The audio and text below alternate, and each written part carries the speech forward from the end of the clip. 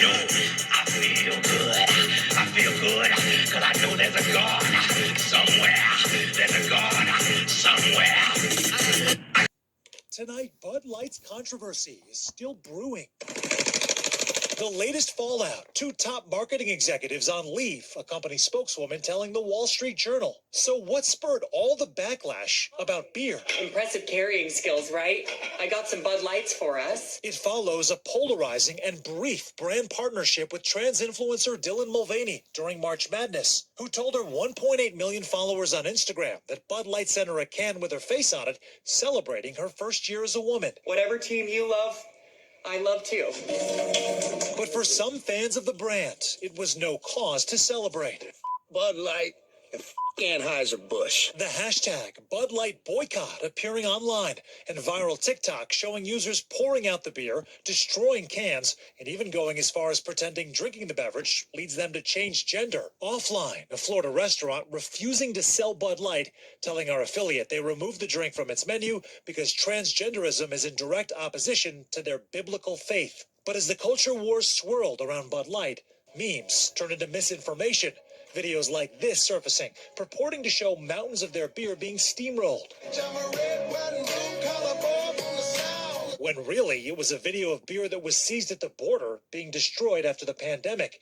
And another clip circulating showing a, quote, crybabies billboard that Bud Light did not actually put up. One marketing expert says sometimes instigation is by design. I do not believe that someone did not sit and think our primary audience is going to turn. To what degree is up in the air, but we're definitely going to get that pushback. And it feels like someone saw a value in that. But the company trying to do some damage control, issuing a statement on April 14th saying in part, we never intended to be part of a discussion that divides people.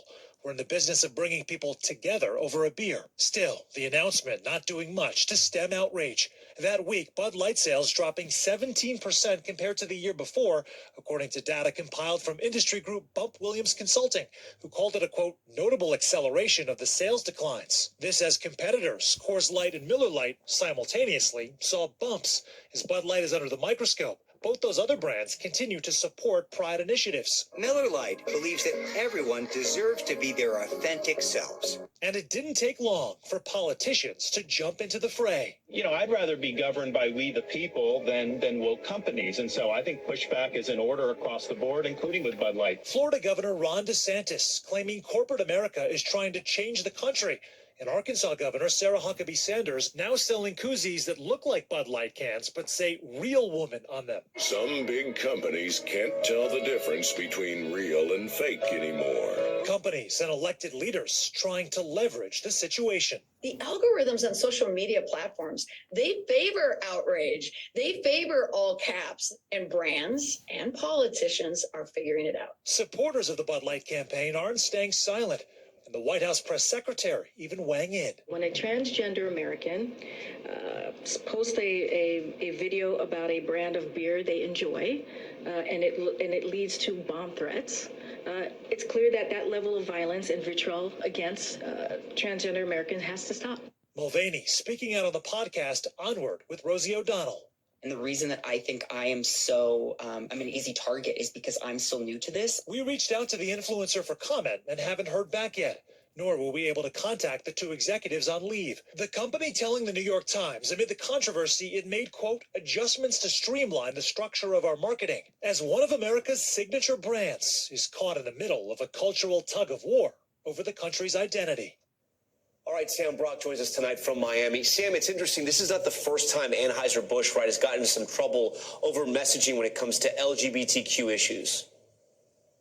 Anheuser-Busch, Tom, has straddled both sides of this issue. Seemingly, on one hand, they've been lauded by human rights groups for being an exemplary company supporting the LGBTQ community with ads, Tom, dating back really to the 90s in magazines and television, certainly. On the other side of the equation, they've been criticized as recently as 2021 for donating tens of thousands of dollars to lawmakers on the state level who are pushing anti-LGBTQ agendas. So it's a complicated history.